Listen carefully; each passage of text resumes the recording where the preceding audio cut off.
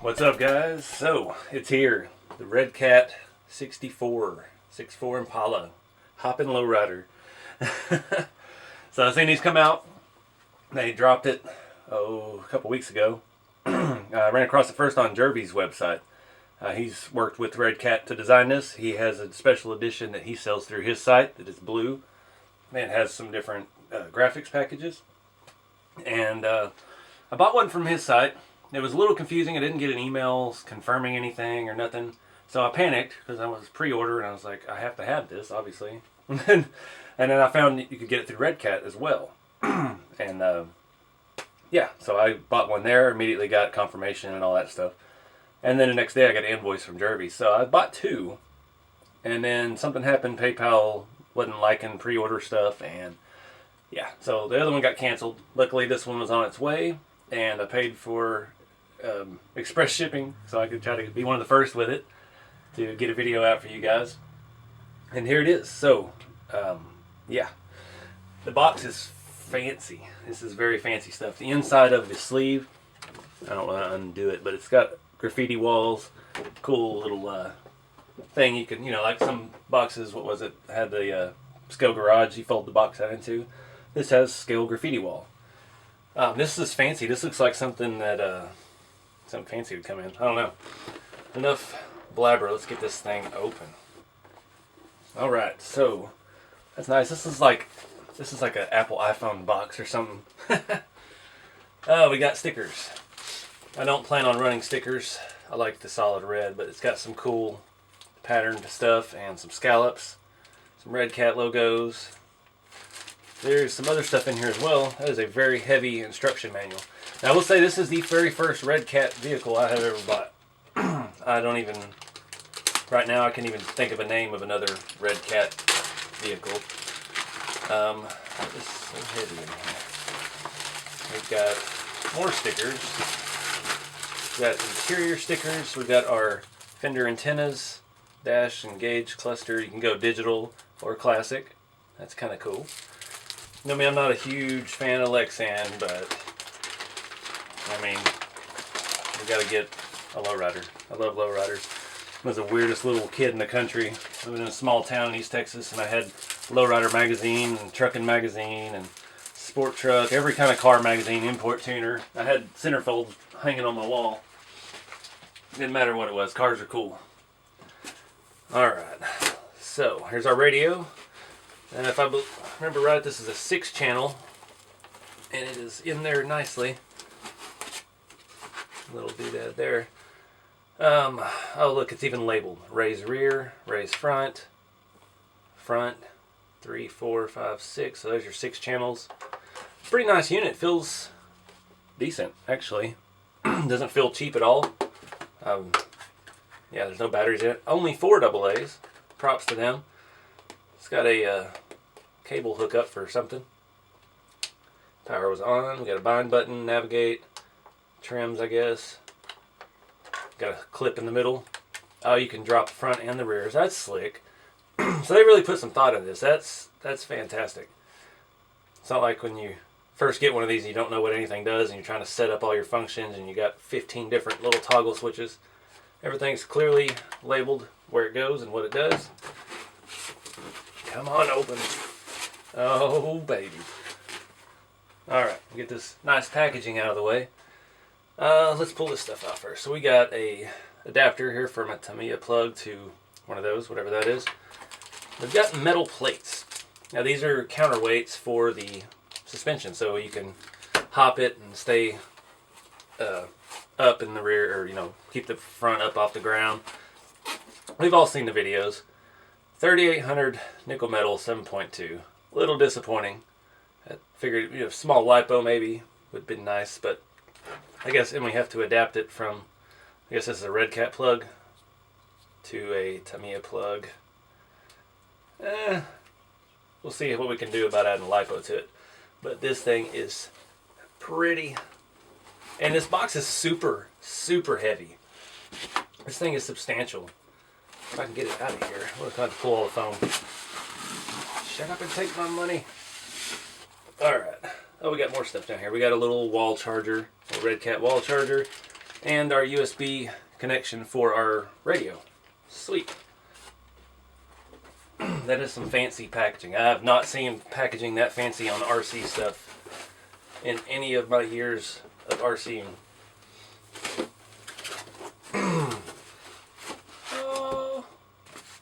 Oh man. Oh man.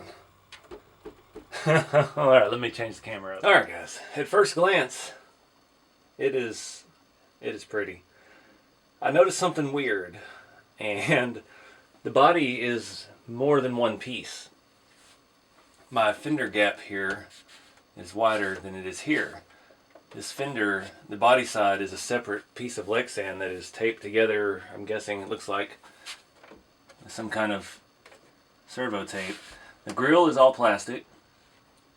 I think the window trims are stickers, maybe. We've got plastic wipers, plastic mirrors, plastic bumper, plastic handle. I'm a little concerned about this gap though. Looks like the grill is a little snug in there. Ooh, oh, and my bumpers are broken already too. Wow. That sucks. That thing was packaged so nice. What the heck? That is no bueno. Let me see if the rear is okay. Uh-oh. Back's fine. Just the front. Alright, so that kind of sucks. The bumper is cracked on both ends. This one you can push back up. This one a little snug. So it looks like there's some issue with the body fitment here. This gap said it's multiple piece Lexan. That's a different way to go about it.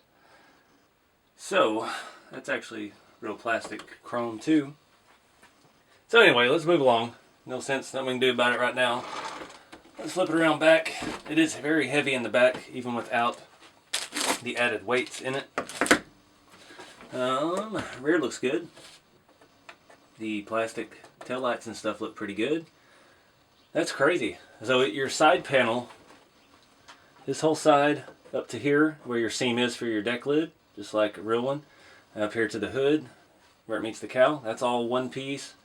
The other's one piece. I'm not sure. It looks like the window, the roof, the trunk, and the hood are all one piece.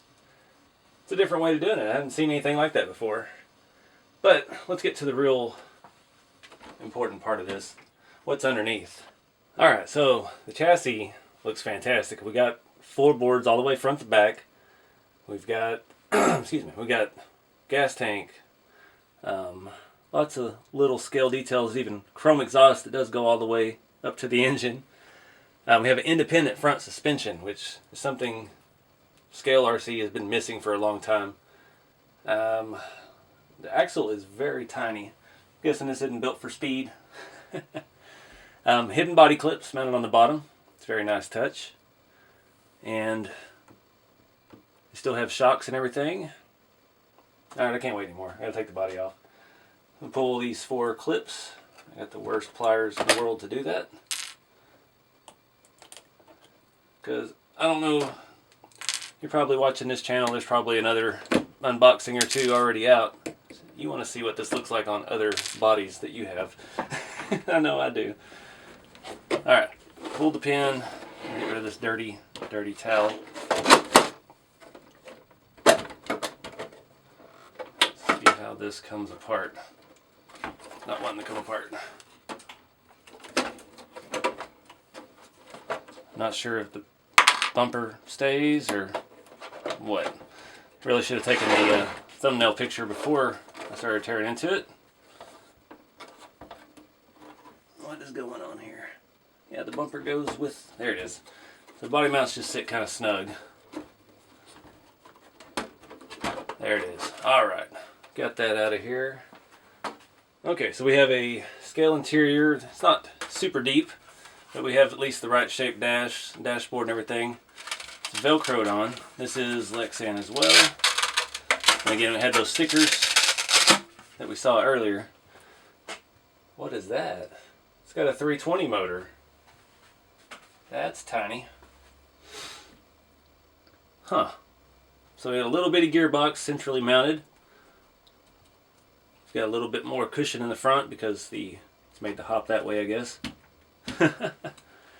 Oh, what do we got? I can't even read this.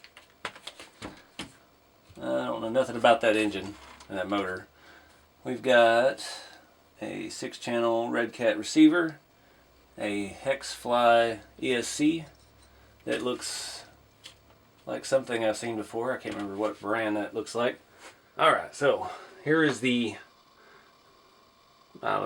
showpiece of this. We've got Reefs RC servos for the suspension. We have 2 separate ones here in the back that are not Reefs RC. They are Nexfly 25 kilogram torque. Has 1 per side, but our front hopping servo is a Reefs RC unit. The steering servo is a little small plastic unit. Looks like another Hexfly piece. I thought they were all going to be Reefs. I'm kind of surprised there's only 1 Reefs. But I guess that one has to have more speed for the actual hopping. Not a whole lot to see. This whole plastic tub, fender wells, everything is all one kind of unit. The actual chassis rails look like they screw to it. Let's see. Oh, that thing. Oh, it pulls. That's interesting. So that's cool setup. So the Reefs RC pulls backwards, and it's got a cantilever system in here for the shock mounts. That is a slick design. I like it. A lot of engineering went into that, and you get the appropriate positive camber in the front in doing so. So I was trying to figure out why the rear is so heavy. It already has metal plates in it. They apparently screw in, the gas tank comes off, and that holds these. There's some kind of metal in there, you can see. These look like they strap in underneath the battery if you wanted to add more. We'll try it as it is at first. Battery mounts out back. Let me get that battery on a charger and we'll see what we can do. Alright, got it powered on. I just threw a battery I had in there because I am impatient. So, let's see what we got to do to bind this thing. I could read the instructions, but that wouldn't be any fun, would it? Alright, swapped it out for another battery that has some juice. This is a pretty slick system. I know that everybody's going to be twisted about the broken bumper. I'm a little upset, but this is the magic. So we've got front and forward and reverse, left and right. We've got independent control here. So we have front up, front down, or we can flip the switch. That servo is fast. That's pretty slick. Here on the other side we have rear up. Rear is noisy. Those servos are not Reefs. But they do have some torque, and that back end of that car is heavy with all that metal in there. And we have independent control of the rear. We have this extra lever here, which would be independent control of the front if it had 2 servos on the front. That's the coolest little thing.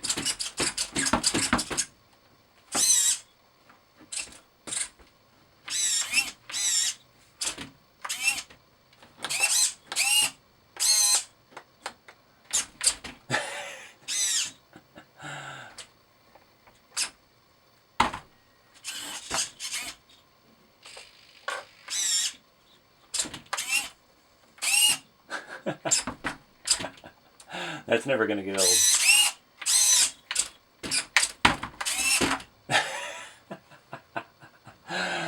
Alright, so once you get to playing with it, that's why the chassis is so light up front. Everything's in the back. I do the 320 motor. It has enough get up and go, and like the license plate on the body says, flow and slow. It's not meant to set speed records. So let me see if I can glue that bumper back together, throw this body on, and we can have a little fun. Real quick look inside of the body. All of the plastic stuff appears to melt in place. which kind of sucks. I was going to put the antennas on real quick. They fit in there pretty snug, but it has a little chrome washer and you're supposed to melt it just like all the door handles and stuff are. But you can see the main piece of the body, and then you have your side pieces, your front and end pieces. So it is a multi-piece Lexan body, which is it's pretty different. So yeah, I got to get this thing outside before the sun goes down. So let me throw this bumper end back on if I can, and we'll hit the road.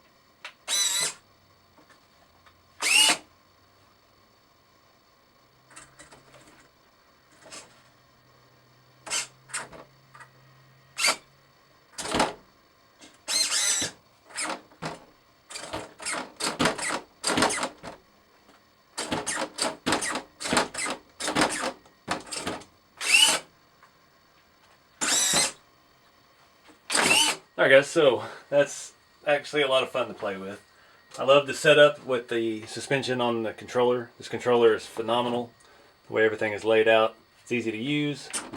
You got lots of adjustability. The two buttons in the middle, so say I put it in the three-wheel motion. Let me turn it where you can see it. So we got three-wheel. You hit these two buttons in the middle. One's for the front, one's for the back. So you can go all the way laid out, and it'll go back to where you had it. So if you're trying to strike a pose or something, everything is fine-tunable.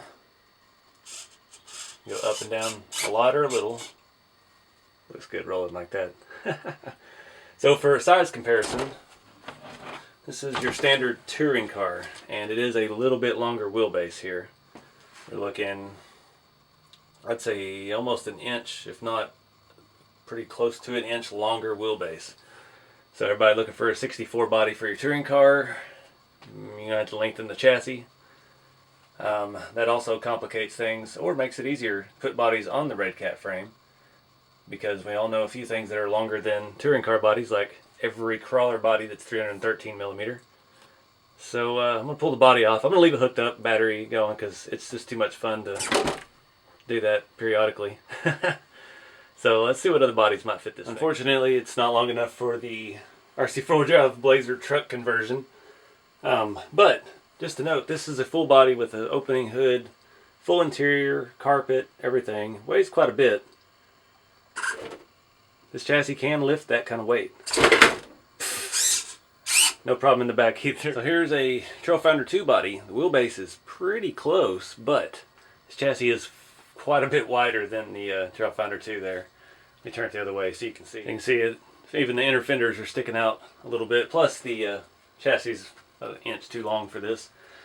This is not looking good for swapping bodies, because there's not much else. I mean, it's 313 millimeter wheelbase like your every axial and most trucks in the world, or there's a touring car wheelbase. So I don't know. There's a close-up of the front suspension in action. You can ease it up. That servo, that reef servo, pulls. You get some ridiculous camber in the front. You can fully adjust it, or if you just hit the other button, it'll just hop. And we still have these shocks. They look like they're actually oil-filled shocks. All four corners still have that. That's your primary link for your suspension.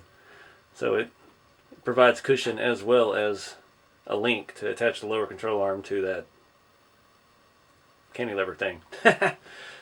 So pretty good design with that. I'm digging that. It would be cool to have independent front control as well, but I can see why that wouldn't really work, because then you would need two servos here and two links and two cantilever arms.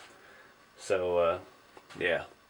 So let me look while we're staring at it. The little 320 motor, it's a little disappointing, but this thing does have plenty of speed, and with all the weight in the back with the battery and the little metal weights that are in it, you're going to pop a wheelie. If you go wide open throttle, you will not be able to steer it, because it just pulls the front up enough where the tires don't really do anything, and you're going to have a bad time with your 64 Impala body.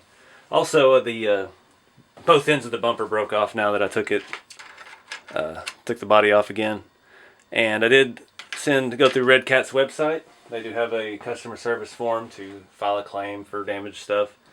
And I did have an option for damaged in shipping, so we'll see how that goes. Someone told me they've already been contacted about it and have a new bumper on the way.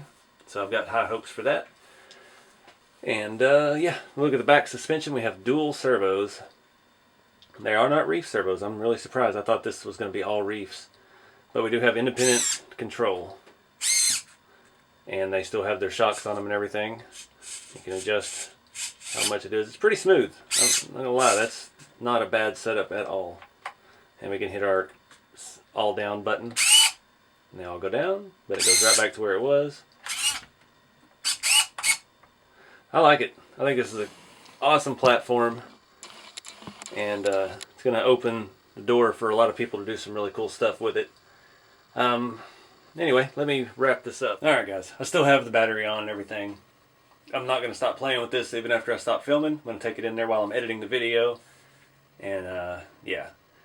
So, let's talk about it.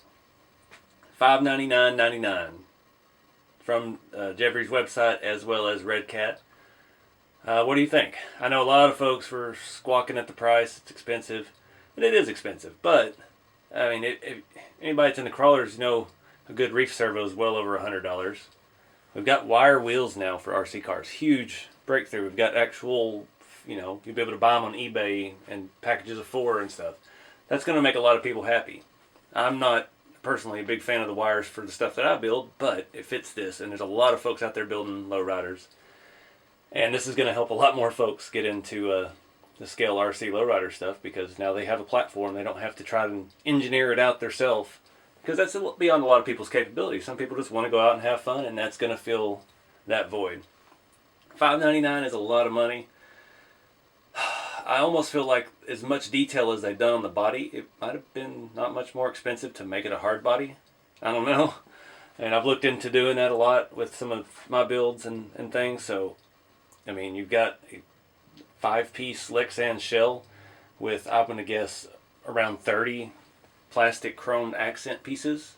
There's a lot goes into that. And, you know, if Radio Shack can throw out hard bodies for 30 years, maybe these Lexan companies could start making hard bodies. Just saying. Radio system. I love it. This is by far the best functional, easy to use, ready to run radio I've ever had on any rigs. And with all the extra channels, 6-channel features, it's got the perfect setup for this. It's going to do exactly what you want, and it's not going to be complicated or hard to use. Threw a battery in this thing, turn the radio on, turn that on. It was bound, ready to go. Hit switches.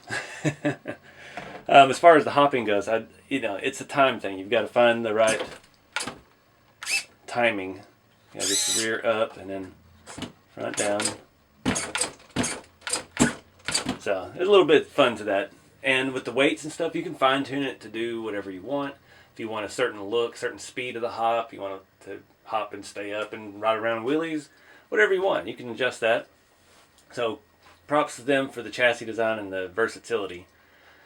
The main things I don't like, I don't know why I thought it was all Reefs RC servos. But that one servo, I mean, you can hear it. That sucker is fast. And we're running on a 3,000 milliamp nickel metal battery.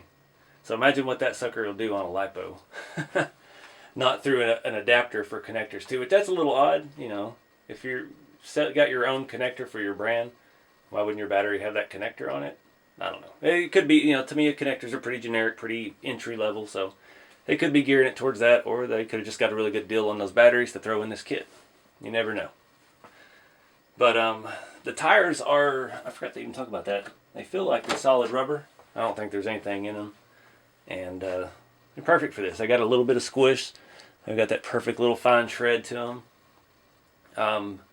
Me personally, I would have liked to have had a wider white wall, but you know, that's the kind of stuff that's going to come, I'm sure. Now we're going to have different wires, different wheels, and different tires. You might be able to get some Supremes. You know, this is opening up a whole nother world.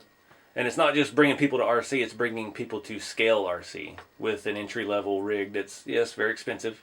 But I think it's going to be good for the hobby. So comment below what y'all think. And, yeah, let me know what you want to see me do with it on the channel. Other than that, I'm just going to keep hopping it around and having some fun. I dig it. So, yeah, guys, I'm going to let this one end here. Keep it scale, and I will see y'all in the next video.